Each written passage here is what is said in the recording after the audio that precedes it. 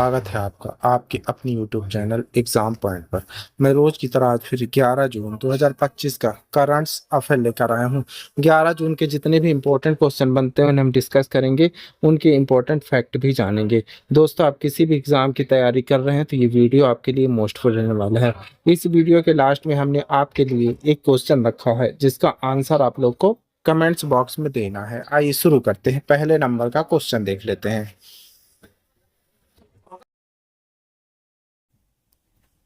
आइए पहला नंबर का क्वेश्चन देख लेते हैं।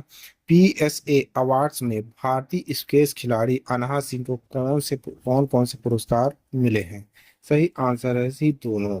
महिला challenger player of the season, महिला young player of the season की पॉइंट देख लेते हैं। भारत की स्क्वैश खिलाड़ी अनहा सिंह ने अंतर्राष्ट्रीय मंच पर नई ऊंचाइयां छूना जारी रखा। उन्होंने 2025 पीएसए अवार्ड में 2 प्रतिष्ठित पुरस्कार जीते हैं।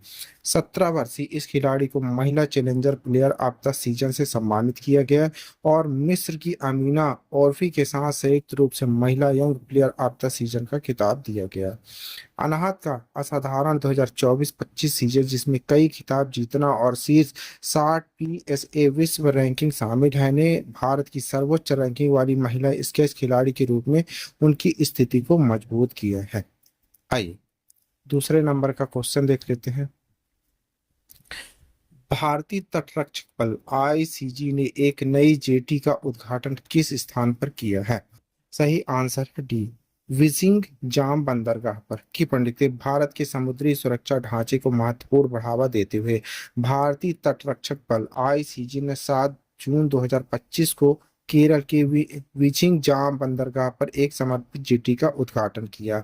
76.7 मीटर तक फैली इस अत्याधुनिक सुविधा को परिचालन दक्षता में सुधार करने और तटीय निगरानी, तस्करी विरोधी अभियानों, मत्स्य संरक्षण और खोज एवं बचाव अभियानों के लिए जहाजों की तेजी से तैनाती को सक्षम करने के लिए ये डिजाइन किया गया है। अंतर्राष्ट्रीय शिपिंग लेन के पास जेडी का रणनीतिक स्थान राष्ट्रीय सुरक्षा में इसकी महत्वपूर्ण भूमिका को रेखांकित करता है। आइए तीसरे नंबर का क्वेश्चन देखते हैं। हाल ही में fertilizer association of India FAI के नए अध्यक्ष के रूप में किसे नियुक्त किया गया है? सही आंसर है बी, शैलेंद्र सिंह मेहता जी को। की पॉइंट देख लेते हैं। Deepak fertiliser and petrochemical corporation limited के प्रबंध निर्देशक शैलेंद्र सिंह मेहता को fertiliser association of India FAI का नया अध्यक्ष नियुक्त किया गया।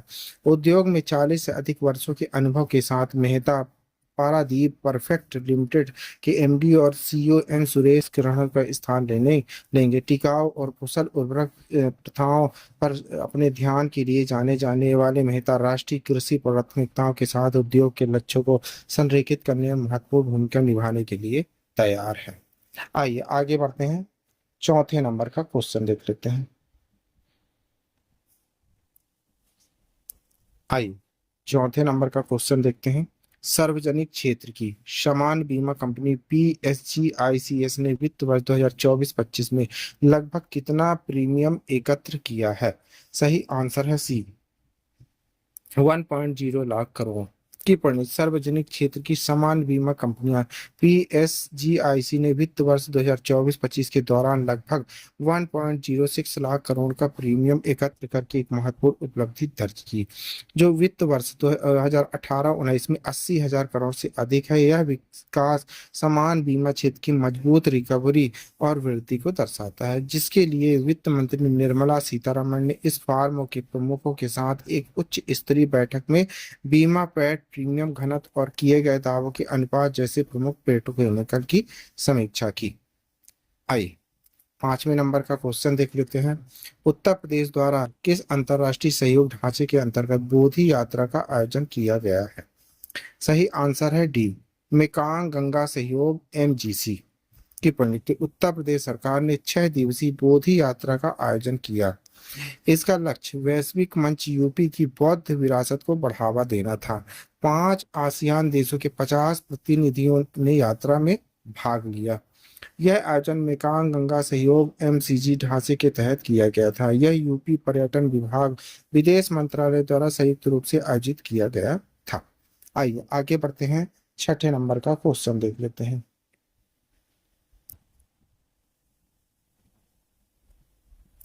छठा नंबर देख लेते हैं, कनाडाई तैराकी ट्रायल में महिलाओं की 400 मीटर फ्री स्टाइल विश्व रिकॉर्ड किसने तोड़ा है? सही आंसर है सी, समर मैक्रीटोन्स। की पंडित है समर मैक्रीटोन्स एक कनाडाई तैराक ने महिलाओं की 400 मीटर फ्री स्टाइल में विश्व रिकॉर्ड बनाया।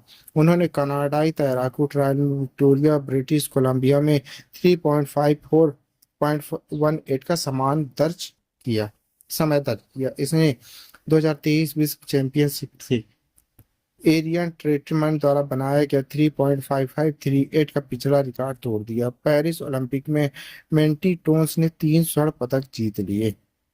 आइए 7वें नंबर का क्वेश्चन देख लेते हैं, फ्रेंच ओपन पुरुष एकल का खिताब किसने जीता है? सही आंसर है ए, कार्लोस अलकराज ने। की प्रणीत कार्लोस अलकराज ने 2025 फ्रेंच ओपन पुरुष का एकल खिताब जीता। अपना खिताब बचाते हुए उन्होंने विश्व के नंबर 1 ज़ैनिक सिनर को 1-5 सेट के रोमांचक मुकाबले में हराया। 4-7, 6, 6-7, 6-4, 7.6, 7.61 की पॉइंट निकले थे। अब यहाँ तक सबसे लंबा फ्रेंच ओपन पुरुष फाइनल था जो 5 घंटे 29 मिनट तक चला। पिछला सबसे लंबा फाइनल 1982 4 घंटे 42 मिनट विनेमार बनाम विलास में हुआ। आइए 8वें नंबर का क्वेश्चन देख लेते हैं, फ्रेंच ओपन में महिला एकल का खिताब किसने जीता है? सही आंसर है डी, सी, कोको गाफ जी ने। की पंडित थे कोको गाफ एक 21 वर्षीय अमेरिकी ने 2025 फ्रेंच ओपन महिला एकल का खिताब जीता। उसने फाइनल में विश्व की नंबर 1 आर्यना साबालेका को हराया। 6-7, 6-2, 6-41। यह गांव का पहला फ्रेंच ओपन खिताब दूसरी ग्रैंड स्लैम जीते 2023 यूएस ओपन के बाद। वह 2015 में सेरेना विलियम के बाद फ्रेंच ओपन एकल खिताब जीतने वाली पहली अमेरिकी महिला बनी। आइए आगे बढ़ते हैं, 9वें नंबर का क्वेश्चन देखिए, फ्रेंच ओपन महिला युगल खिताब किस इतालवी जोड़ी ने जीता है? सही आंसर है ए, सारा ईरानी जैस्मीन पाओलिनी ने।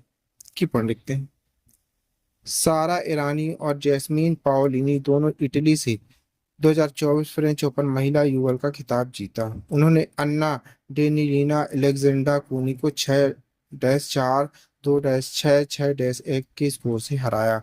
यह रोलैंड गैरोन उनका एक साथ पहला युगल खिताब है।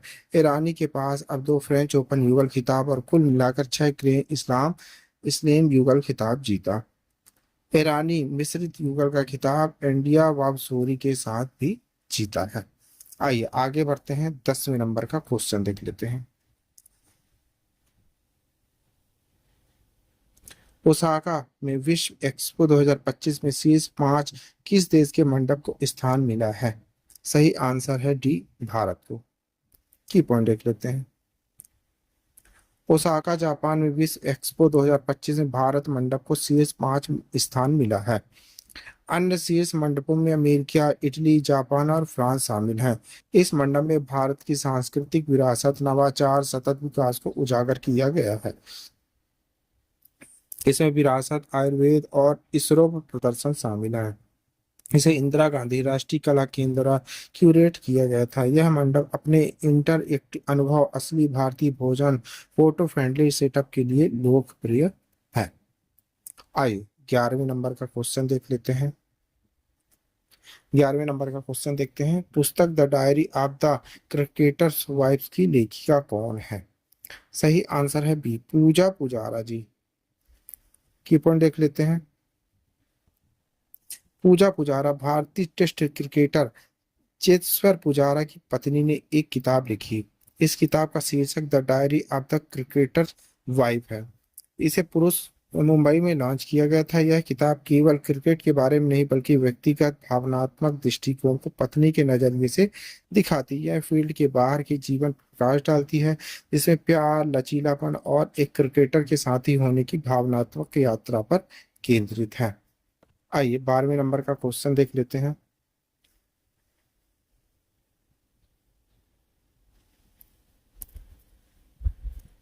12वें नंबर देखते हैं, वरिष्ठ अधिवक्ता आदि सी अग्रवाल द्वारा प्रधानमंत्री नरेंद्र मोदी पर लिखी गई पुस्तक का शीर्षक क्या है? सही आंसर है बी, मोदी का नीति शास्त्र, the world words his oyster. की पॉइंट देखते थे। आदित्य सी अग्रवाल एक वरिष्ठ अधिवक्ता और पूर्व अध्यक्ष हैं सुप्रीम कोर्ट बार एसोसिएशन एसीबीए का। उन्होंने एक पुस्तक लिखी है प्रधानमंत्री नरेंद्र मोदी पर। पुस्तक का शीर्षक है मोदी का नीति शास्त्र, द व्हाट्स हिज आस्टर। यह पुस्तक प्रधानमंत्री मोदी के 3 कार्यकालों के दौरान हुए व्यापक विश्लेषण का कानूनी क्रांतिकारी प्रदान करती है। आइए आगे बढ़ते हैं, 13 नंबर का क्वेश्चन देख लेते हैं।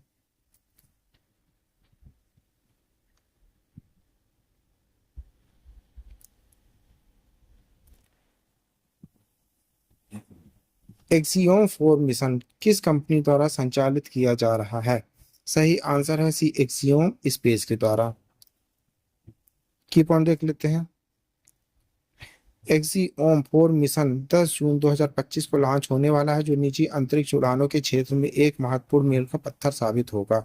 यह मिशन एक्सियोम स्पेस द्वारा नासा और स्पेस एक्स के सहयोग से संचालित किया जा रहा है। इसके तहत 4 अंतरिक्ष यात्रियों को स्पेस एक्स डेंजरस अंतरिक्ष यान के माध्यम से अंतरराष्ट्रीय अंतरिक्ष स्टेशन आईएस भेजा जाएगा। यह मिशन ऐतिहासिक है क्योंकि पहली बार भारत, पोलैंड, हंगरी के अंतरिक्ष यात्री आईएसएस की यात्रा करेंगे। शुभांशु शुक्ला अंतरिक्ष जाने वाले भारत के दूसरे अंतरिक्ष यात्री होंगे, राकेश शर्मा के बाद, जिन्होंने 1984 में अंतरिक्ष की यात्रा की थी। आइए 14 नंबर का क्वेश्चन देख लेते हैं। आरबीआई द्वारा रेपो दर को घटाकर कितने प्रतिशत कर दिया गया है? सही आंसर है सी, 5.5%। की पॉइंट देखते हैं। भारतीय रिजर्व बैंक आरबीआई की मौद्रिक नीति समिति एमपीसी ने 6 जून 2025 को रेपो दर में 50 बेसिस पॉइंट की कटौती करते हुए इसे 5.5 कर दिया। स्टैंडिंग डिपॉजिट सुविधा एसडीएफ की दर को घटाकर 5.25% कर दिया। मार्जिनल स्टैंडिंग फैसिलिटी एमएसपी दर बैंक को संशोधित कर 5.75 कर दिया। इस कटौती से बेंचमार्क उधारी दरों ईबीएलएफ में कमी आने की संभावना, जिससे बैंक अपने ऋण दरों में कटौती कर सकते हैं। आरबीआई के गवर्नर संजय मल्होत्रा ने कहा कि यह कदम उपभोक्ता मूल्य सूचकांक सीपीआई आधारित मुद्रास्फीति के 4% +2% के लक्ष्य के अनुरूप के साथ ही आर्थिक विकास भी बढ़ावा देगा। आइए लास्ट क्वेश्चन देख लेते हैं, 15 नंबर। 91वें G7 शिखर सम्मेलन की मेजबानी किस देश द्वारा की जा रही है? सही आंसर है सी, कनाडा के द्वारा। की पॉइंट देखते हैं। 91वां G7 शिखर सम्मेलन 15 से 17 जून 2025 तक किस अल्बर्टा कनाडा में आयोजित होने जा रहा है। यह दूसरी बार जब किस इस प्रतिष्ठित सम्मेलन की मेजबानी करेगा। इससे पहले यह 2002 में आयोजित हुआ था। यह शिखर सम्मेलन विशेष रूप से महत्वपूर्ण है क्योंकि G7 की 50वीं वर्षगांठ के साथ मेल खा रहा है। आइए, G7 विश्व की 7 सबसे उन्नत अर्थव्यवस्थाएं शामिल है। कनाडा आयोजक है प्रधानमंत्री मार्क कार्नी जी हैं। फ्रांस राष्ट्रपति इमानुएल मैक्रों जी है। जर्मनी चांसलर फ्रेडरिक मर्ज हैं। इटली प्रधानमंत्री जॉर्जिया मेलोनी है। जापान प्रधानमंत्री शिगेरू इशिबा है। संयुक्त राजशाही यूके प्रधानमंत्री कीर स्टारमर है। संयुक्त राज्य अमेरिका राष्ट्रपति डोनाल्ड ट्रंप है। आइए, यूरोपीय संघ परिषद अध्यक्ष एंटोनियो कोस्टा और आयोग अध्यक्ष उर्सुला वॉन डेर लेयन द्वारा प्रतिनिधित्व किया जाएगा। इसके अतिरिक्त कई अतिथि देशों को भी आमंत्रित किया गया है, जैसे भारत, ऑस्ट्रेलिया, ब्राजील, मेक्सिको, दक्षिण अफ्रीका, दक्षिण कोरिया, यूक्रेन शामिल है। भारतीय प्रधानमंत्री नरेंद्र मोदी ने कनाडाई प्रधानमंत्री मार्क कार्नी के आमंत्रण पर सम्मेलन में अपनी उपस्थिति की पुष्टि कर दी है। आइए की पॉइंट आपके लिए क्वेश्चन है, इसी क्वेश्चन का आंसर आप लोग को कमेंट्स बॉक्स में देना है। मातृभूमि साहित्य पुरस्कार की विजेता कौन है? प्रतिभा राय, एमटी वासुदेवा नारायण नायर, सहारा जोसेफ और अनीता नायर।